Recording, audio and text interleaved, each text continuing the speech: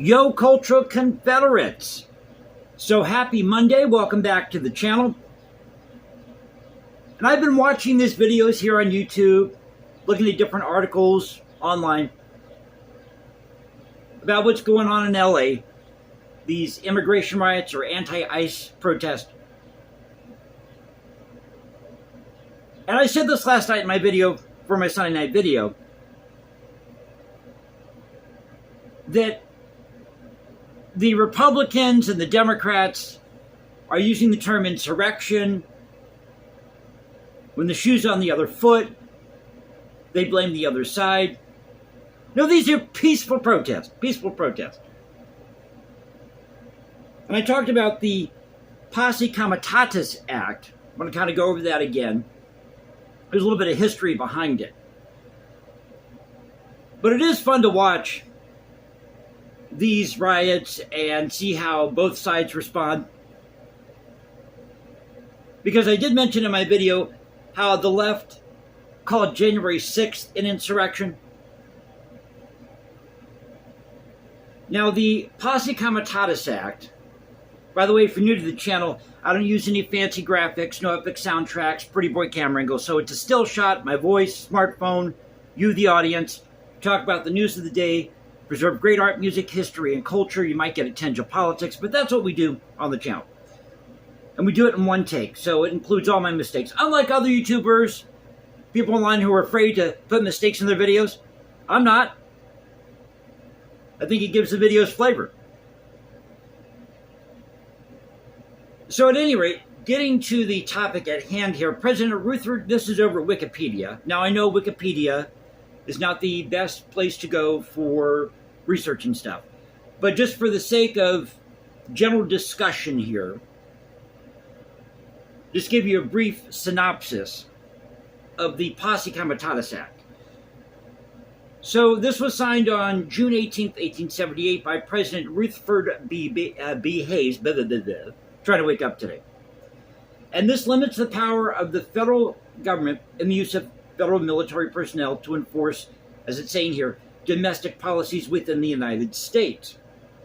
So, in other words, the military cannot be used to police.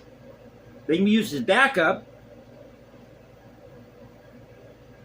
but they can't be used necessarily as a state police force within a state. It says here that Congress passed the act as an amendment to an Army appropriation bill following the end of Reconstruction, and this was updated in 1956 during the Civil Rights Movement, 1981, 2021. So it's had many revisions to it.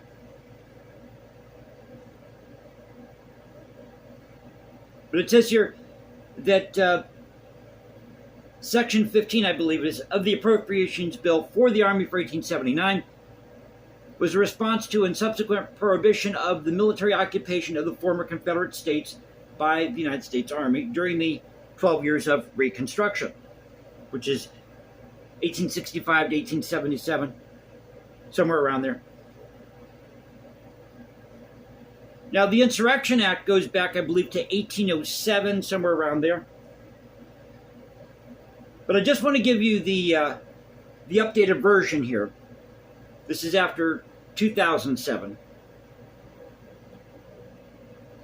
And George W. Bush, at that time, this was in 2006 actually, George W. Bush urged Congress to consider revising federal laws so that U.S. armed forces could restore public order and enforce laws in the aftermath of a natural disaster, terrorist attack or incident, or other condition.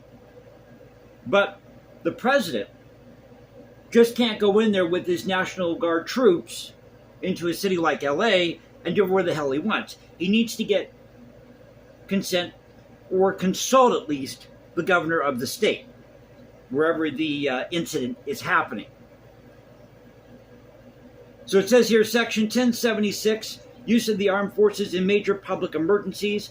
It provided, quote, the president may employ the armed forces to restore public order and enforce the laws of the United States when as a result of a natural disaster, epidemic, or other serious public health emergency, terrorist attack or incident or other condition. Of course, we had 9/11 happen. And going through that, having experienced it, it took a couple of years to get things back on track. With travel, you name it. The tourist industry, hotel industry took a major hit with this. The airlines, with 9/11.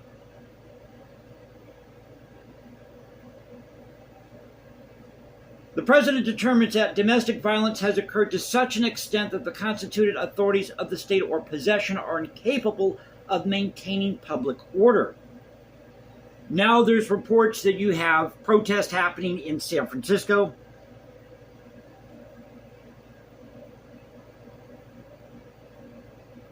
Or to suppress in a state any insurrection, domestic violence, unlawful combination, or conspiracy, if such a condition so hinders the execution of the laws.